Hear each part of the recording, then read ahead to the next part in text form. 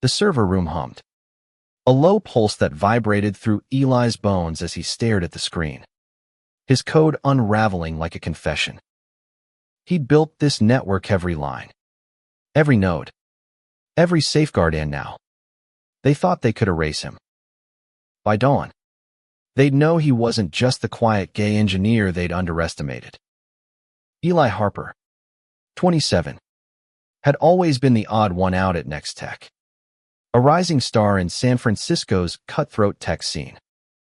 A small-town kid from Ohio, he'd clawed his way into this glass-and-steel world with nothing but raw talent and a stubborn streak.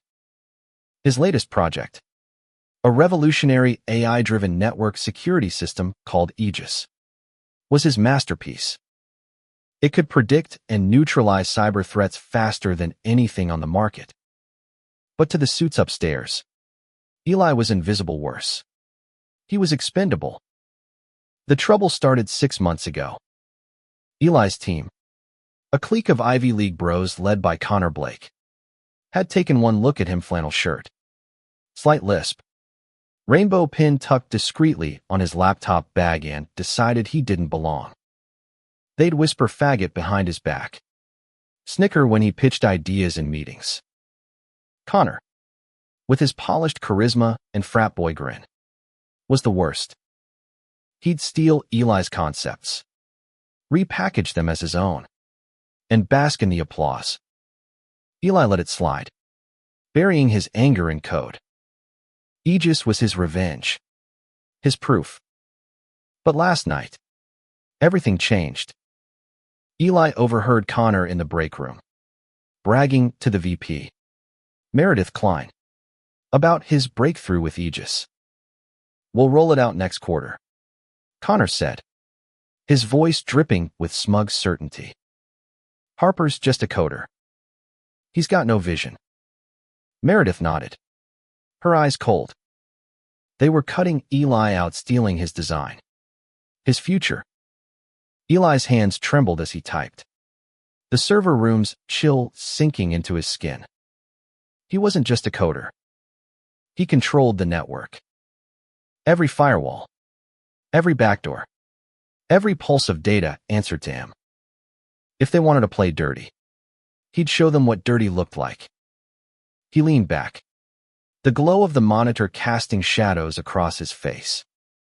His phone buzzed a text from Jamie, his boyfriend of 2 years, the only person who saw him for who he was.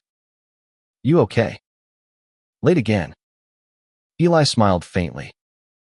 Jamie, a barista with dreams of opening his own cafe, was his anchor. He typed back, almost done. "Love you." But love wouldn't fix this. Eli's fingers flew across the keyboard, embedding a kill switch into Aegis. If they tried to launch it without his authorization, the system would lock them out. He wasn't just protecting his work, was setting a trap. The next morning, Next Tech's boardroom buzzed with anticipation. Connor stood at the front, his presentation slides flashing Aegis's sleek interface. Investors leaned forward, dollar signs in their eyes. Eli sat in the back, unnoticed, his heart pounding. Meredith introduced Connor as the visionary behind Aegis. Eli's stomach churned, but he kept his face neutral. "Any questions?" Connor asked, flashing his perfect teeth. Eli raised his hand. The room went quiet. "What happens if the system's core is tampered with?" he asked, his voice steady. Connor faltered, then laughed. "That's above your pay grade, Harper." The room chuckled. Eli smiled thinly. They had no idea. That night, Eli met Jamie at their favorite dive bar in the Mission District. Jamie's warm brown eyes searched his face. "You look like you're carrying the world," Jamie said, sliding a beer across the table. Eli sighed, recounting the betrayal. Jamie's hand found his, grounding him. "You're smarter than them, Eli. Show them who you are." Eli nodded, resolve hardening. He wasn't just fighting for Aegis, was fighting for every kid like him, written off for who they were. Back at his apartment, he opened his laptop and began mapping the network's vulnerabilities. If Connor and Meredith wanted to steal his work, they'd have to go through him. By midnight, Eli had a plan. He'd let them launch Aegis. Let them think they'd won. Then, at the perfect moment, he'd activate the kill switch. The board would see Connor's incompetence, and Eli would step forward with the solution in his terms. But there was a catch. Meredith wasn't just a suit. She was ruthless. Rumors swirled about her burying competitors, ruining careers. If she suspected Eli was fighting back, she'd destroy him. He needed an ally. Someone inside Next Tech who'd seen the truth. Enter Sarah, the junior analyst who'd always lingered after meetings, asking Eli questions about his code. She was sharp, ambitious, and Eli suspected onto Connor's game. The next day, he cornered her in the cafeteria. "Sarah," he said, keeping his voice low, "I need your help." Her eyes narrowed, but she nodded. "I'm listening." Eli explained everything: the stolen design, the kill switch, the trap. Sarah's jaw tightened. "I knew Connor was a fraud," she whispered. "I'm in." They worked in secret, meeting in coffee shops and empty conference rooms. Sarah dug into Connor's emails, finding proof he'd been passing off Eli's work as his own. Eli refined the kill switch, making it undetectable. The launch was 2 weeks away. Time was running out. The clock was ticking, and Eli felt it in his pulse. Every night, he and Sarah pored over data, their laptops casting a glow in the dim corners of a Mission District cafe. They were building a case. But the real weapon was Eli's code, buried deep in Aegis like a landmine. Sarah was relentless, hacking into Connor's cloud drive with a phishing trick Eli hadn't expected her to pull off. "Got it," she whispered one night, her eyes gleaming as she showed him an email chain. Connor had sent Meredith a draft of the Aegis pitch, claiming full credit and calling Eli a glorified typist. Eli's chest tightened, but he channeled the rage into focus. "You sure about this?" Sarah asked, glancing at the kill switch code on Eli's screen. "If this backfires, we're done." Eli met her gaze. "It won't." He couldn't afford doubt, not now. Not when his entire career, his identity, was on the line. Meanwhile, Jamie was noticing the strain. Over dinner at their cramped apartment, he set down his fork, his voice soft but firm. "Eli, you're disappearing into this. Talk to me." Eli hesitated, then spilled everything: the betrayal, the plan, the fear. Jamie listened, his hand steady on Eli's knee. "You're not alone," Jamie said. "Whatever happens, we'll figure it out." Eli clung to those words as he dove back into the fight. The launch was 10 days away, and Next Tech was in overdrive. Connor strutted through the office, basking in the hype. Investors were flying in from New York, Singapore, Dubai. Aegis was being hailed as the future of cybersecurity. Eli watched from his cubicle, invisible as ever, his stomach a knot of anticipation. Sarah uncovered more. Meredith had promised Connor a promotion if Aegis succeeded. They were planning to rebrand it as Blake Shield, erasing Eli entirely. The audacity of it burned, but it also fueled him. He tweaked the kill switch, adding a failsafe that would display a message on every Next Tech server if triggered, designed by Eli Harper. The risk was enormous. If Meredith or Connor caught wind of his plan, They'd fire him, sue him, ruin him. But Eli wasn't just fighting for himself. He thought of every queer kid who'd been pushed out, silenced, erased. This was bigger than him. One night, disaster struck. Eli was testing the kill switch in a sandbox environment when an alert Pinjid Sumion was sniffing the network. Not Connor. He wasn't that smart. Meredith. She'd hired an outside firm to audit Aegis's code. Eli's heart raced as he scrambled to cover his tracks, rerouting the kill switch through a dummy server. Sarah texted him, "They're onto something. Be careful." The next day, Meredith called Eli into her office. Her smile was all teeth, her eyes like ice. "Eli, we're so grateful for your contributions," she said, leaning forward. "But Aegis is a team effort. You understand that, right?" Eli nodded, his throat dry. She was testing him, fishing for a reaction. He gave her nothing.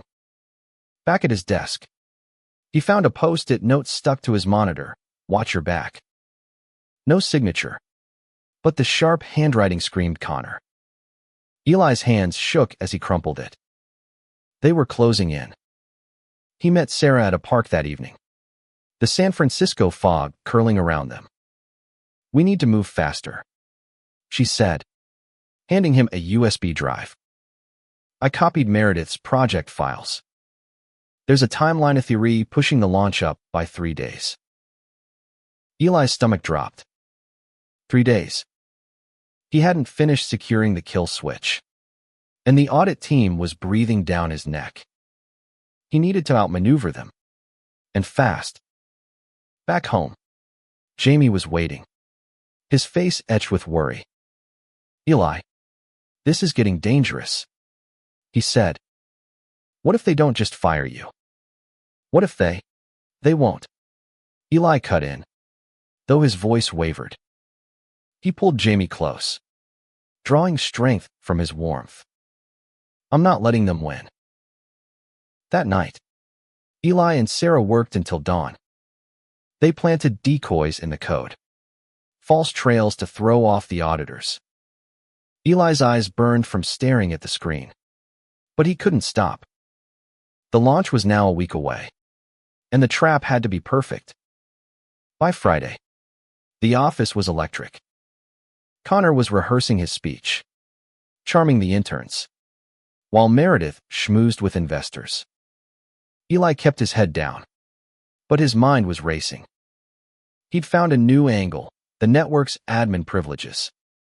If he could lock Connor and Meredith out of the system entirely, they'd be helpless when the kill switch hit. Sarah agreed to help, but she was nervous. "This is next level, Eli," she said, her voice low. "If we get caught, we're not just fired, we're re-blacklisted." Eli nodded, his jaw tight. "Then we don't get caught." The weekend before the launch felt like a countdown to war. Eli barely slept, his dreams a tangle of code and betrayal. By Monday, he and Sarah had locked down the admin privileges, routing all network control through a hidden protocol only Eli could access. The office was a circus. Investors crowded the lobby, their suits as sharp as their expectations. Connor was everywhere, shaking hands, flashing his grin. Eli watched from the sidelines, his rainbow pin glinting under the fluorescent lights. For once, he didn't hide it. Sarah slipped him a note during a coffee run. "Audit team's close." They flagged a backdoor. Eli's heart skipped. He'd buried the kill switch deep, but these auditors were good. He spent the day rewriting code, masking his tracks with layers of encryption. By evening, he was exhausted but confident. The trap was set. Jamie sensed the tension when Eli got home. "You're scaring me," he said, his voice soft as he pulled Eli onto the couch. "This isn't just about the design anymore. Is it? Eli shook his head. It's about proving I'm not invisible.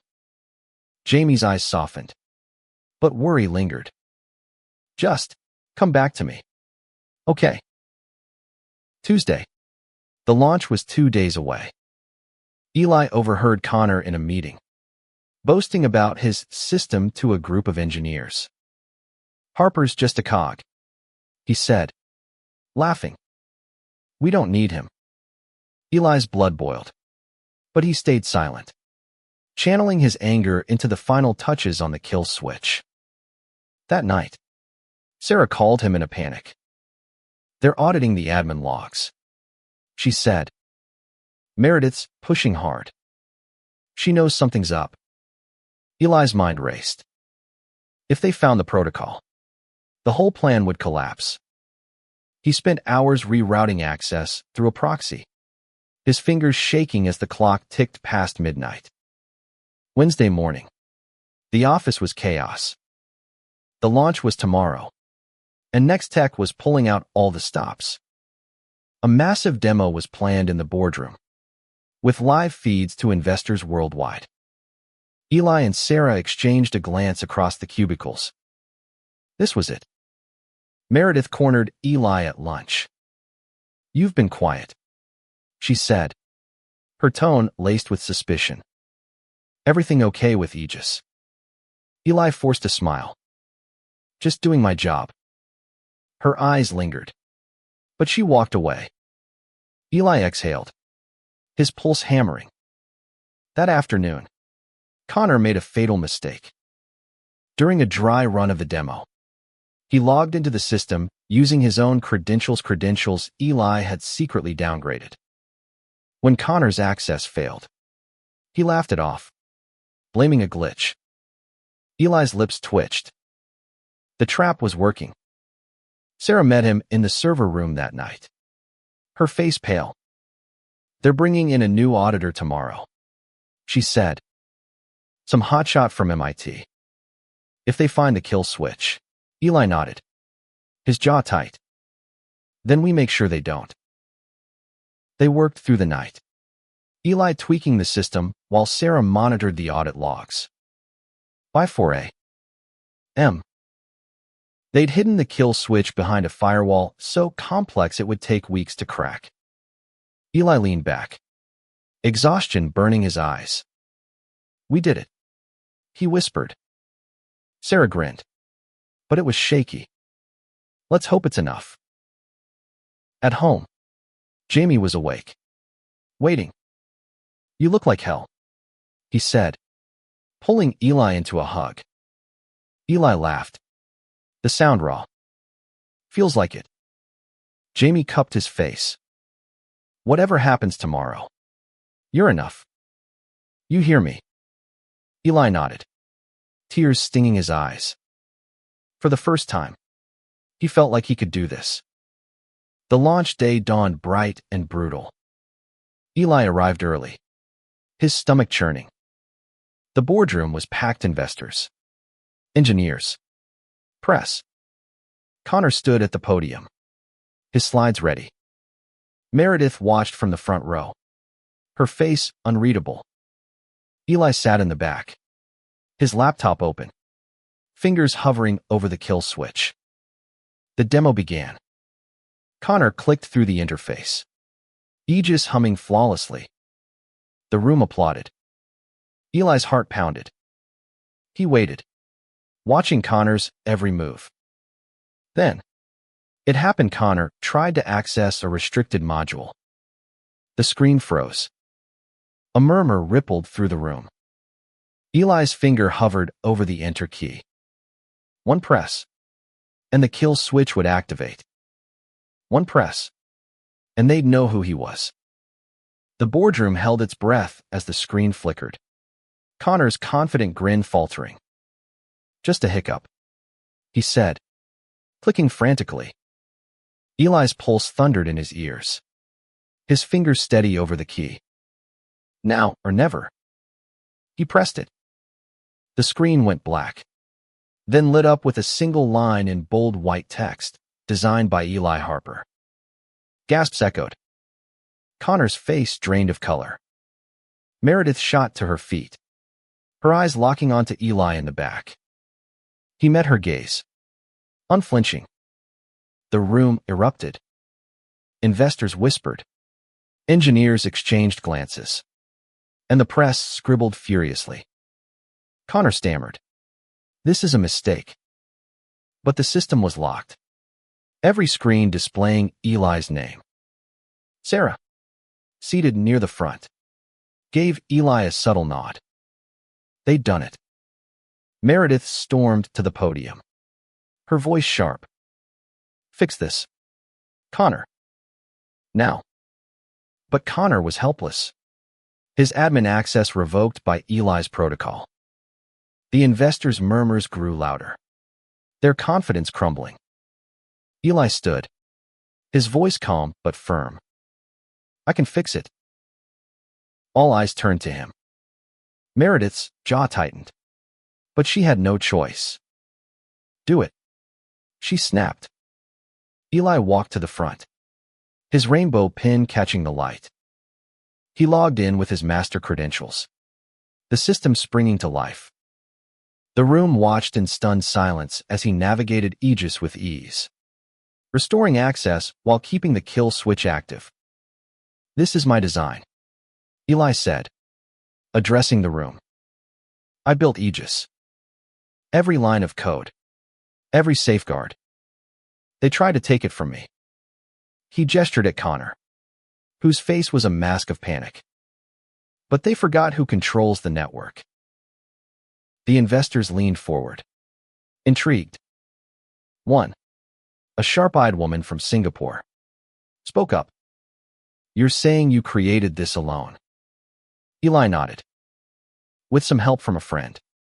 He added, glancing at Sarah. She smiled, her nerves hidden behind a fierce pride. Meredith tried to regain control. This is highly irregular, she said, her voice icy. We'll investigate this thoroughly. But the damage was done. The press was already typing headlines. Gay engineer outsmarts tech giant. After the demo, Eli was mobbed by reporters. He kept his answers short, his focus on the truth. I just wanted my work to be seen, he said. I didn't do this for fame. Back in the office, Connor was nowhere to be seen. Rumors swirled that he'd been escorted out. Eli found Sarah in the break room, her hands shaking with adrenaline. We pulled it off, she said, laughing. You're a legend. Eli shook his head. We're a team. But the victory felt hollow. Meredith was still in power, and she wasn't the type to forgive. That night, Jamie threw his arms around Eli, his pride palpable. You showed them, he said, kissing Eli's forehead. But you scared the hell out of me. Eli laughed, the tension easing for the first time in weeks. Worth it, he said, though doubt lingered. The next day, Meredith called Eli into her office. You think you're clever, she said, her voice low. You embarrassed us. But you're still an employee here. Step out of line again, and you're finished. Eli held her gaze. I'm not afraid of you, he said. It wasn't entirely true, but it felt good to say. Outside, the world was buzzing. Tech blogs ran stories about Eli, calling him a prodigy, a trailblazer. Queer advocacy groups reached out, wanting interviews. Eli was overwhelmed, but Jamie kept him grounded. You're not their hero, Jamie said one night, curled up on their couch. You're mine. Eli smiled, but the fight wasn't over. Sarah texted him late that night, Meredith's digging. She's got lawyers. Eli's stomach sank. He'd won the battle, but Meredith was playing a longer game. He needed to stay one step ahead. Over the next week, Eli and Sarah worked quietly, gathering more evidence. They found emails proving Meredith had known about Connor's theft all along. Eli debated going public, but Sarah urged caution. "We need leverage," she said. "Something she can't bury." Eli started reaching out to allies outside Nextech. A former professor connected him with a journalist at a major tech outlet. The journalist was hungry for a scoop, and Eli's story queer engineer versus corporate greed was gold. But going public meant burning bridges. Eli wasn't sure he was ready. Meanwhile, Jamie was planning their future. He'd been saving for his cafe, and Eli's fight inspired him. "We're both building something," Jamie said one morning, sketching cafe layouts on a napkin. "You're not alone in this." Eli kissed him, grateful for the reminder. By the end of the week, Eli had a choice: stay at Nextech and fight from within, or take his story to the world and risk everything. He sat at his desk, staring at the rainbow pin on his bag. It wasn't just about him anymore. Eli's inbox was a war zone. Messages from supporters, haters, and reporters flooded in, each one a reminder of the storm he'd unleashed. He sat in his cubicle, the hum of Nextech's servers a faint comfort, and weighed his options: stay and fight, or go public and burn it all down. Sarah was pushing for the latter. "Meredith's circling," she said over lunch, her voice low. "She's got a team scrubbing the network for your kill switch. If they find it, they'll spin it to make you the villain." Eli nodded, his jaw tight. He'd built the kill switch to protect his work, but now it was a liability. That evening, he met the journalist, Lena, at a quiet bar in Oakland. She was sharp, her notebook filled with questions. "This could be huge," she said, leaning forward. "But you need to be ready for the fallout. They'll come for you hard." Eli sipped his coffee, his mind racing. "I'm ready," he lied. Back home, Jamie was less certain. "You're putting a target on your back," he said, his voice thick with worry. "What if they sue you? What if they ruin us?" Eli took his hand, his resolve wavering. "I can't let them win, Jamie. Not after everything." Jamie sighed, pulling him close. "Just promise me you'll be careful." Eli spent the night refining his plan. He and Sarah backed up every piece of evidence: emails, code logs, even Connor's stolen pitch decks on an encrypted drive. If he went public, he'd need an airtight case. But Meredith was moving fast. By morning, she'd restricted Eli's network access, citing security concerns. Sarah was furious. "She's boxing you in," she said, pacing the cafeteria. "We need to act now." Eli agreed, but doubt gnawed at him. Going public could end his career. Staying meant surviving Meredith's wrath. Neither felt like winning. Then came a breakthrough. Sarah found a deleted email in Meredith's trash folder. Sent to Connor weeks ago. "Make sure Harper's out before the launch." It was proof Meredith had planned to fire Eli all along. Eli's blood ran cold. This wasn't just about stealing his design. It was personal. He met Lena again, this time with Sarah. They handed over the evidence. Every damning detail. Lena's eyes lit up. "This is a bombshell," she said. "Give me 48 hours. And it's front-page news." Eli nodded, his heart pounding. There was no turning back. The next day, Nextech was eerily quiet. Connor was gone, officially on leave. But whispers said he'd been fired. Meredith was all smiles, but her eyes tracked Eli like a hawk. He kept his head down, working on routine tasks while Sarah monitored the network. The kill switch was still hidden, But the auditors were close. That night, Jamie surprised Eli with a home-cooked dinner lasagna. His favorite. "You're fighting for what's right," Jamie said, raising a glass. "I'm proud of you." Eli smiled, but the weight of the coming storm pressed against his chest. Lena's article dropped at midnight. Tech prodigy betrayed. How Nextech stole a queer engineer's vision. The internet exploded. X was flooded with posts, some calling Eli a hero, others accusing him of sabotage. Nextech's stock dipped 5% by morning. Eli's phone buzzed with notifications, but he ignored them, heading to the office with a knot in his stomach. Meredith was waiting. "You've made a mess," she said, her voice calm but deadly. "Resign now, and we won't sue." Eli stood tall, his voice steady. "You stole my work. The world knows it now." Her smile was venomous. "You have no idea what you've started." By noon, the office was a battlefield. Reporters camped outside. Investors demanded answers, and employees whispered in clusters. Sarah pulled Eli aside.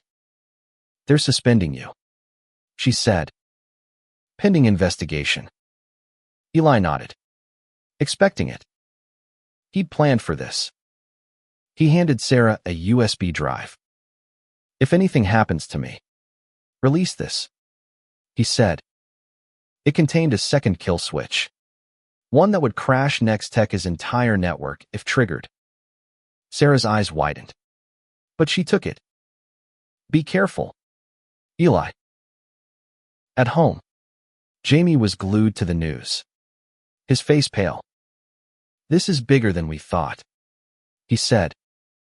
"They're saying you hacked the company." Eli shook his head. "I protected what's mine." But the headlines were twisting the story, painting him as a rogue coder. Eli's resolve hardened. He wasn't done. He reached out to a lawyer, a friend of his professor, who specialized in tech disputes. "You've got a case," the lawyer said, "but it's going to be ugly." Eli didn't care. He was fighting for more than himself now, for every queer kid who'd been erased, for every underdog who'd been stepped on. Suspension didn't stop Eli. He worked from home, his laptop a lifeline as he and Sarah coordinated through encrypted channels. The media frenzy grew, with Lena's outlet running follow-ups exposing Nextech's toxic culture. Queer advocacy groups rallied behind Eli, trending justice for Eli on X. But Meredith fought back.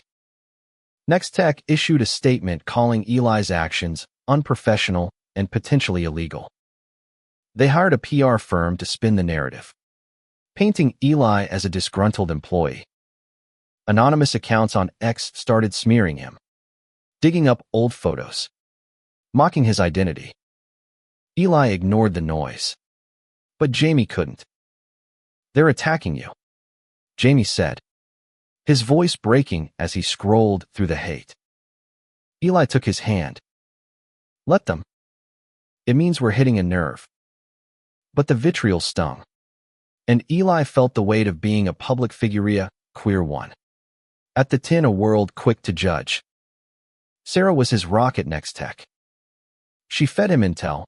Meredith was pushing for a lawsuit, claiming Eli had violated his contract. The auditors had found traces of the kill switch, but couldn't crack it. "You're a genius," Sarah texted. "But they're desperate." Eli's lawyer, Rachel, was a bulldog. She filed a countersuit, accusing Nextech of intellectual property theft and discrimination. "We've got their emails," she said, "and witnesses. Sarah's ready to testify." Eli felt a flicker of hope, but the legal battle was draining. He and Jamie were burning through savings, and the cafe dream felt further away. One night, Jamie sat Eli down. "I'm with you," he said, his eyes fierce. But this is killing you. What's the endgame? Eli didn't have an answer. He wanted justice. But at what cost? He kissed Jamie, promising to find a way through. The turning point came unexpectedly.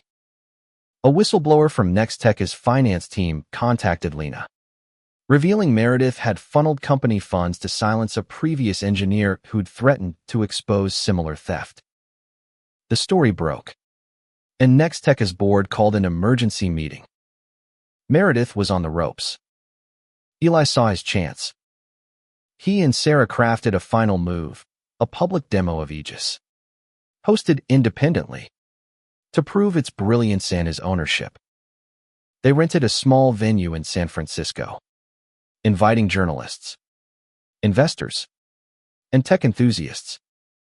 Eli poured everything into the presentation, showcasing Aegis's power while subtly exposing Nextech's betrayal. The event was a gamble. If it failed, Eli's reputation would tank. But Jamie was there, setting up chairs, his belief in Eli unwavering. Sarah worked the crowd, charming reporters with her wit. The room filled, the air electric with anticipation. Eli took the stage, his voice steady despite the butterflies. "This is Aegis," he began, clicking through slides that showed his original code, timestamps proving his work predated Connor's claims. The audience leaned forward, captivated. Then, he ran a live demo, Aegis thwarting a simulated cyber attack in seconds. The room erupted in applause. Lena live tweeted the event, her post going viral. By the end, Eli was mobbed by supporters. A venture capitalist approached, offering to fund Eli's own startup. "You're the real deal," she said. Eli's head spun. For the first time, he saw a future beyond Nextech. But Meredith wasn't done. Hours after the demo, Eli got a call from Rachel. "They're suing you for damages," she said, "and they're claiming you leaked trade secrets." Eli's heart sank. He'd expected retaliation, but not this fast. He and Jamie stayed up late, strategizing. "We can't let them scare us," Jamie said, his voice firm. Eli nodded, but fear gnawed at him. The lawsuit could bankrupt them. He needed a trump card. Sarah came through. She'd found a backdoor in Meredith's personal server, revealing a memo where she admitted to knowing about Connor's theft. It was a smoking gun. Eli hesitated using it could escalate the war. But he was tired of playing defense. He sent the memo to Lena, who published it within hours. The fallout was immediate. Meredith was suspended, and Nextech's board announced an internal review. Eli's phone buzzed with messages of support, but he felt no triumph. The fight had cost him too much. The lawsuit loomed like a storm cloud, but Eli refused to back down. With Meredith suspended, Nextech was in disarray, and Eli's countersuit gained traction. Rachel was relentless, subpoenaing records that exposed the company's pattern of exploiting young engineers. Eli's story wasn't just his Anna Maria, it was a rallying cry. Sarah was promoted to a senior analyst role, a small victory in the chaos. She and Eli met daily, planning their next moves. The board scared, she said one afternoon, sipping coffee in a crowded cafe. "They're talking settlement." Eli wasn't sure he wanted to settle. He wanted justice, full, unapologetic justice. Meanwhile, the queer community embraced him. Invitations poured in for speaking engagements, pride events, tech panels. Eli was hesitant, wasn't a hero, just a guy who'd fought back. But Jamie pushed him. "You're showing kids like us we can win," he said. Eli agreed to one talk, then another, his voice growing stronger each time. The legal battle intensified. Nextech's lawyers painted Eli as a hacker, but Rachel dismantled their claims, presenting his code logs as evidence of ownership. The media ate it up, and public opinion swung in Eli's favor. Ex-posts with justice for Eli outnumbered the hate 10-1. Jamie's cafe dream became a lifeline. He'd found a small space in the Castro, and Eli helped him paint the walls on weekends. A break from the chaos. "This is ours," Jamie said, brushing paint on Eli's nose. Eli laughed, feeling lighter than he had in months. But the pressure was relentless. The lawsuit drained their savings, and Eli's startup offers were on hold until the case resolved. One night, he broke down, the weight of it all crashing in. "What if we lose everything?" he asked Jamie, his voice raw. Jamie held him, his voice steady. "We won't. You're not alone." Rachel called with news. The board wanted to negotiate. They offered a settlement $2 million and a public apology for Eli's mistreatment. It was tempting, but Eli hesitated. Accepting meant letting Nextech off easy. He wanted accountability, not just money. Sarah had an idea. "Leak the settlement offer," she said. "Let the public decide what's fair." Eli agreed, and Lena ran the story. The backlash was swift. X erupted with demands for Nextech to admit fault. The board caved, issuing a statement acknowledging Eli's role in Aegis and firing Meredith. Eli felt a flicker of triumph, but it was bittersweet. The fight had changed him, hardened him. He wasn't the quiet kid from Ohio anymore. He was a force, and he wasn't done. With the settlement money, Eli and Jamie funded the cafe, naming it Blueprint after Eli's original Aegis designs. Opening night was packed, with Sarah, Lena, and even Rachel toasting to their victory. Eli looked around, his heart full. He'd fought for his place and won. But the story wasn't over. A new email arrived from an unknown sender. "We know what you did with the kill switch. Meet us, or it's over." Eli's blood ran cold. Someone else was watching. He showed the email to Sarah, who frowned. "This smells like Connor," she said. "Or someone he hired." Eli nodded, his mind racing. He'd thought the war was over, but a new front was opening.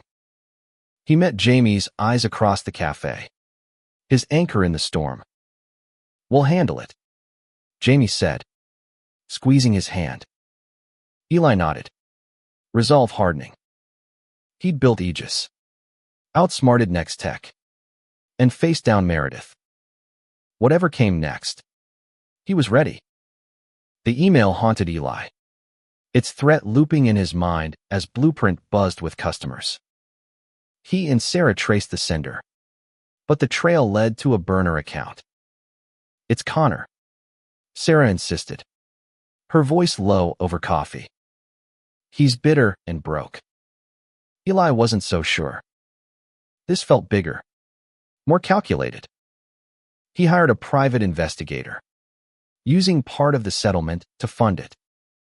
The PI, a gruff ex-cop named Torres, dug into Connor's movements. "He's in Seattle," Torres reported, working for a shady startup. But this email could be someone higher up. Eli's stomach twisted. Had Meredith left a parting gift? Jamie kept him grounded, pouring energy into Blueprint. The cafe became a haven, its walls lined with local queer artists' work, a nod to their community.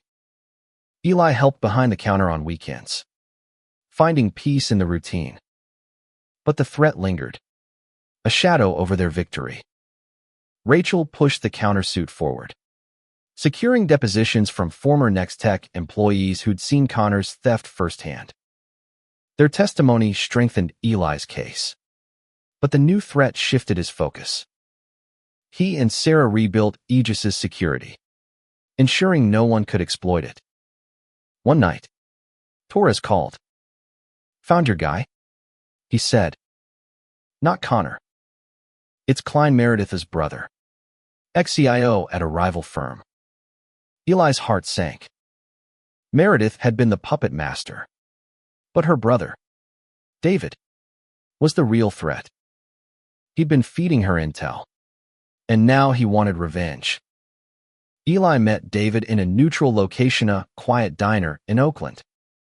David was all charm, his smile as sharp as Meredith's. "You ruined my sister," he said, leaning forward.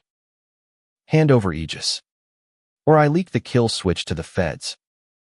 Eli's blood ran cold, but he kept his face neutral. "You've got nothing," he said. "Try it." David smirked, sliding a USB drive across the table. "Proof you tampered with Nextech's network." Eli didn't touch it. He'd prepared for this. "You're bluffing," he said. "And I've got proof you and Meredith conspired to steal my work." It was a stalemate. David left, but Eli knew he wouldn't stop. Back at Blueprint, he told Jamie everything. "This guy's dangerous," Jamie said, his voice tight. "What's the play?" Eli took a deep breath. "We go public again." Lena was ready. Eli gave her everything: the email, Torres's findings, David's threats. The story ran the next day. Tech conspiracy deepens. Engineer targeted by corporate revenge. The public outcry was deafening. David's firm dropped him, and the feds opened an investigation into his dealings with Meredith. Eli's countersuit settled for $5 million, with Nextech issuing a formal apology. Eli donated half to queer tech scholarships, a legacy for kids like him. Blueprint thrived, becoming a community hub. Sarah launched her own startup, with Eli as an advisor. One evening, Eli stood on Blueprint's patio, Jamie's arm around him, watching the sunset over San Francisco. The fight had scarred him, but it had also freed him. He wasn't invisible anymore. He was Eli Harper, engineer, fighter, lover. "You did it," Jamie whispered, kissing his temple. Eli smiled, his heart full. "We did it." The war was over, but Eli knew there'd be others. He'd built something bigger than Aegis life. A home, a voice, and no one could take that away.